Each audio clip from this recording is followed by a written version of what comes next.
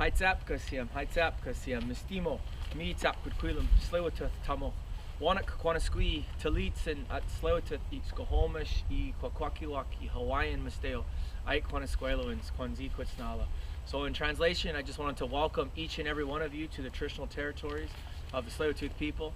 Wanok is my ancestral name, and I come from the Tsleil-Waututh Nation. But my bloodline is strongly connected to the Squamish peoples, the Kwakwakiwak peoples, Hawaiian, and Welsh peoples as well. And it always gives me good feelings inside, seeing each and every one of you take a break from your daily activities to come and experience Takai Tours. You're on our homelands of Weyahwitchin Park, which is translated to facing the wind. So you're going to be in great hands today with us. So thank you guys for coming to Takai Tours. Hi, Chika. Keep going, keep going, keep going, and stop.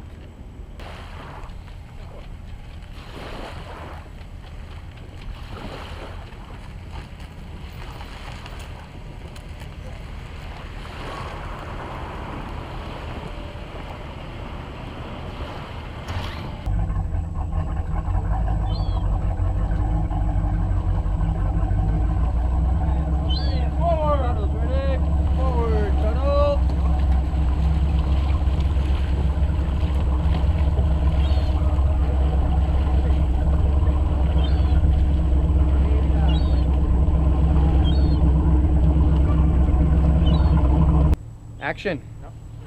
Push off. Paddles ready. Ready. Forward. Paddle.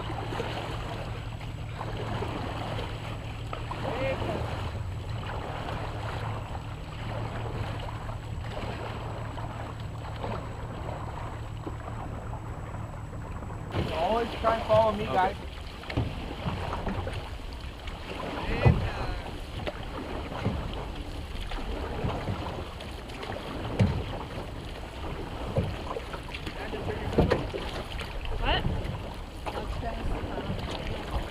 Wolves forward.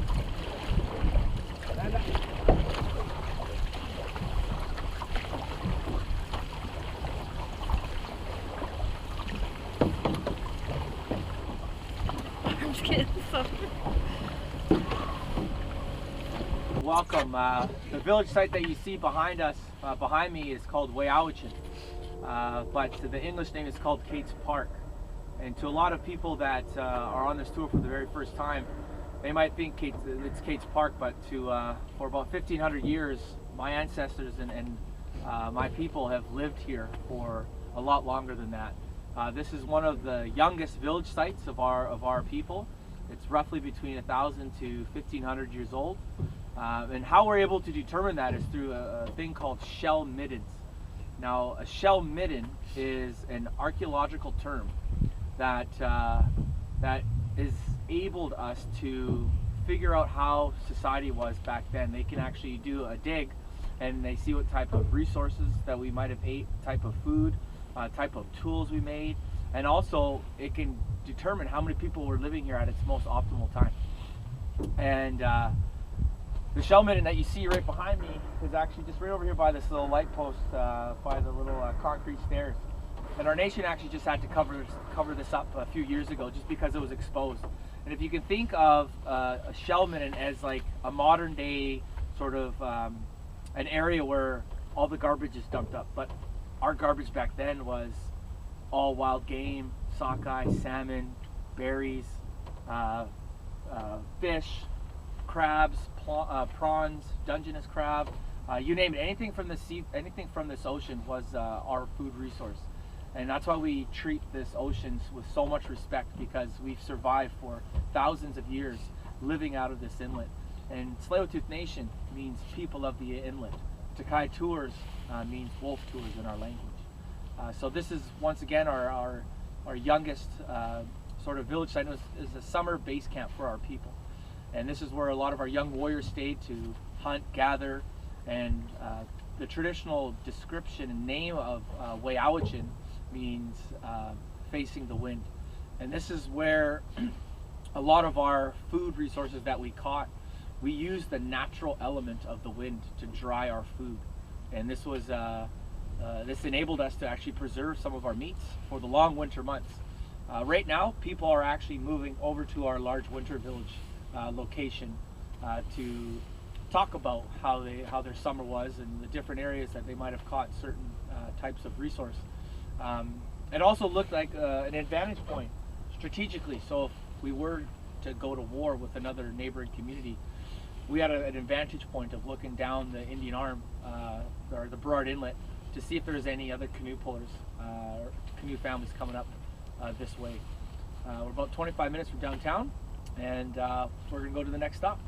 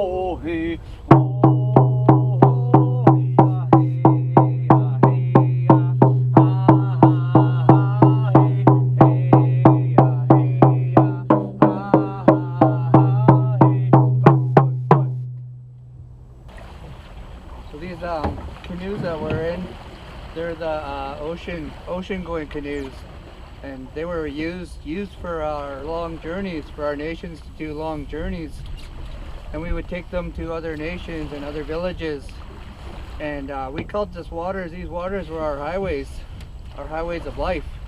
So we traveled to many other nations in these ocean going canoes.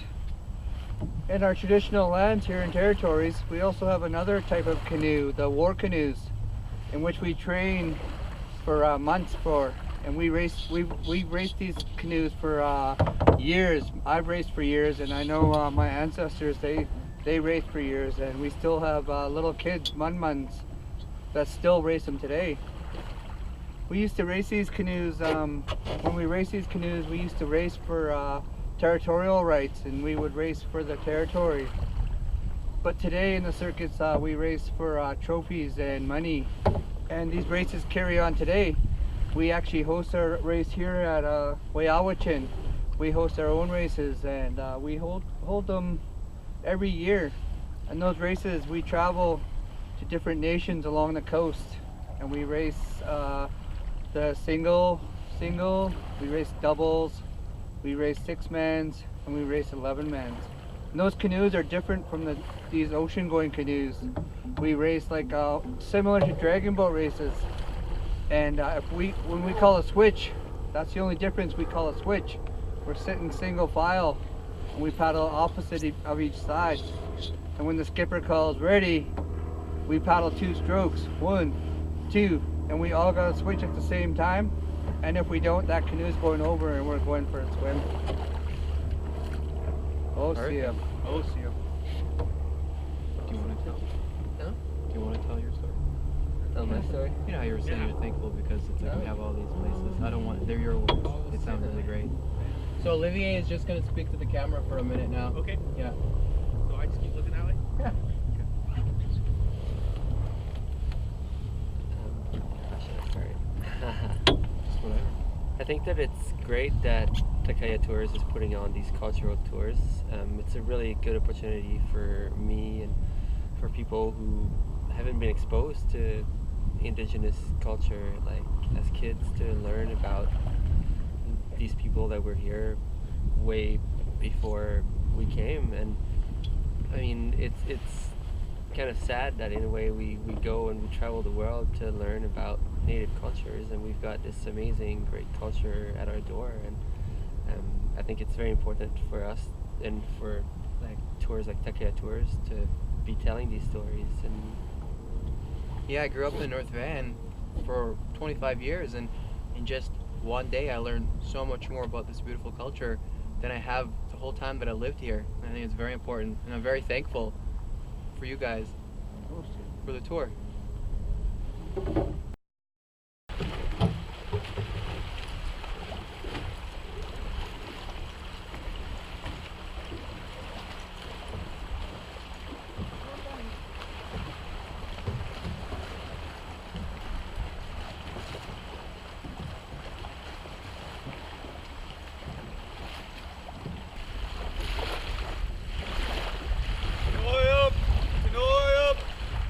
Chet to Salewa to Okwamero, Chet walk blacks, west sklate, Chet Payam Atlantites. Sklate Chet Hus. Sklate Chet Hus. On Montomia.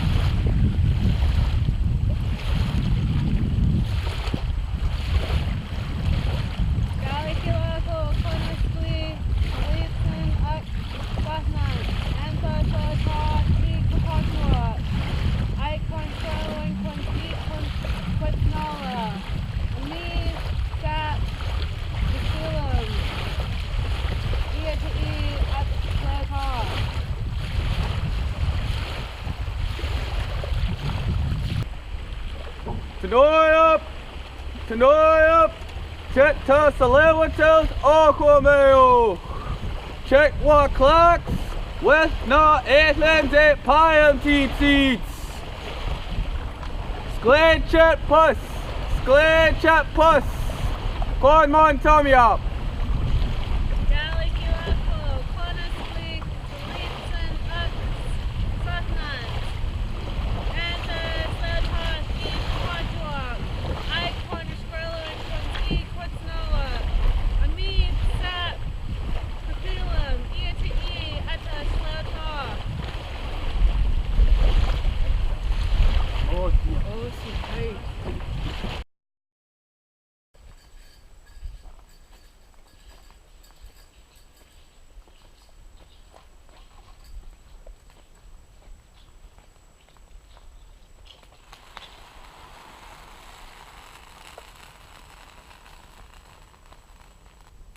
Wacho, Shishka, Bishk, Litwa Uskan, Statlium territory. Wacho, Inchash, Thunderhorse, Litwa Uskan. This is some of our dances that we grew up learning throughout our life, our whole lives since we pretty much started walking. I'm a traditional dancer and a singer. Through my elders, my grandparents, my uncles and aunties, teaching us the history and songs and meanings of dances. My brother Alex. We're in the territory, the Satlamic territory. This is Mount Curry Lake. This is where we grew up fishing with our family, Cora and Daniel John Wells. And this is our fish camp here of our traditional family. It's a very memento place for us. Growing up as kids, learning the culture, the songs, and continuing on to make it into a living, traveling internationally, traveling around the world, performing, but also sharing our culture with many different people across this land. You know, these dances don't specifically come from our territory, but over time we have traded the rights to be able to do them.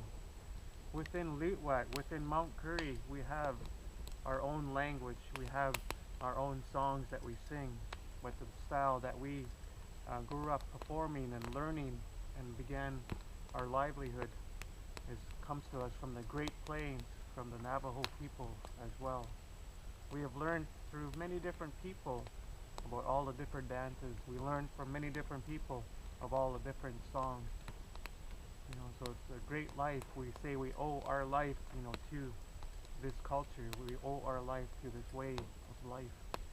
And it's such a great life to travel around you know, something that we make a living at, something that has a great history and a lot of power behind it as well, to bring, you know, awareness to the First Nations people across North America.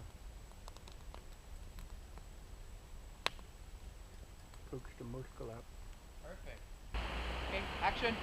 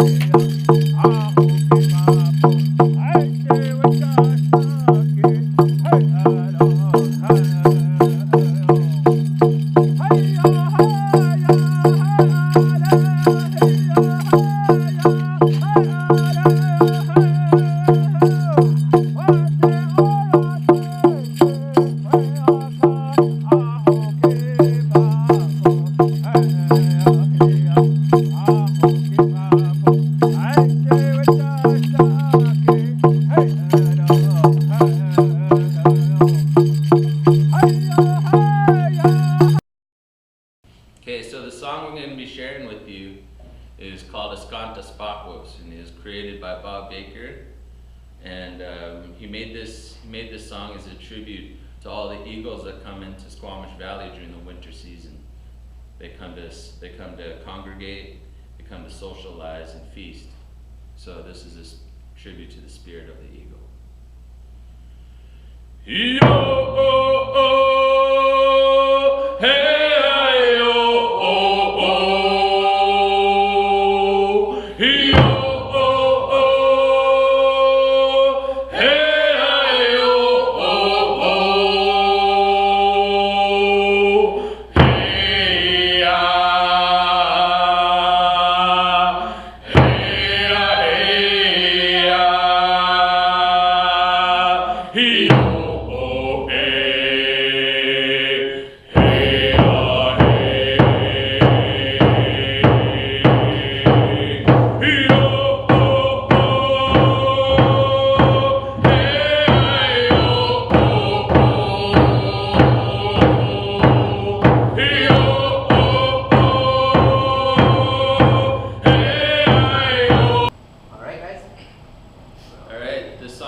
We're going to be sharing with you is called Escanta Spakos. It comes from Squamish Nation, composed by Bob Baker, and it's a tribute to all the eagles that come into Squamish Valley during the winter seasons, where they come to feast, they come to congregate, and they come to socialize. So this song is the tribute to the eagle. Yo, oh, oh, hey.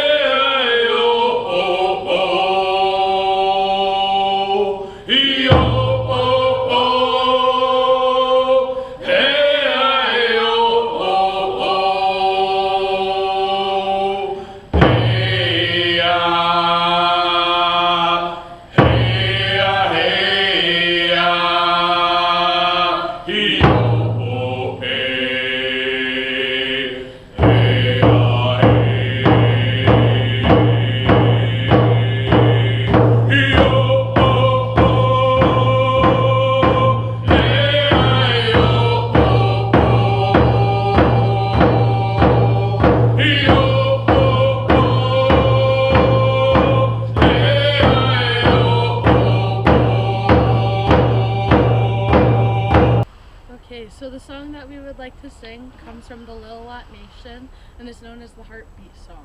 This song honors the deer for the life it... I'll start over again. Yeah, do it.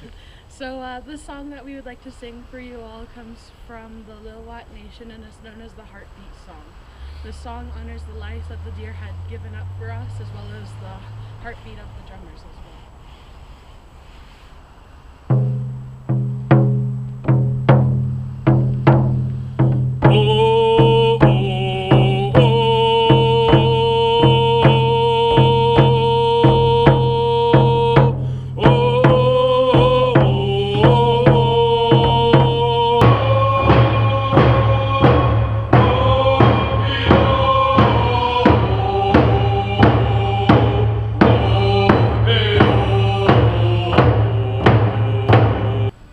This song we're going to share with you is called Takaya Slola. It's a Squamish Nation song, once again composed by Bob Baker, and it's a dedication to a boy that was found a very long time ago that was written by wolves.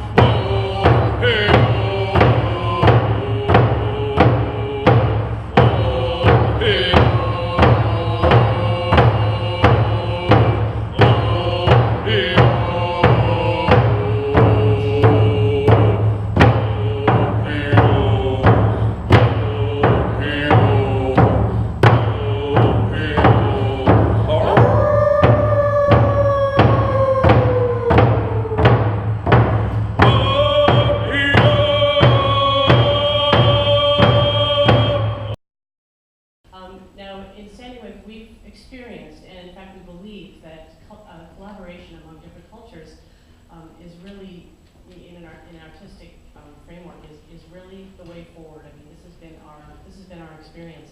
So we decided to take on this challenge, and are incredibly have been incredibly fortunate to work with Russell Wallace in putting this piece together. Russell will be our narrator, and he is a member of the Lil'wat Nation. He's a composer, a musician, a traditional Lil'wat singer, and just a wonderful person. It's been really great just getting to know this piece with him and preparing for this concert together.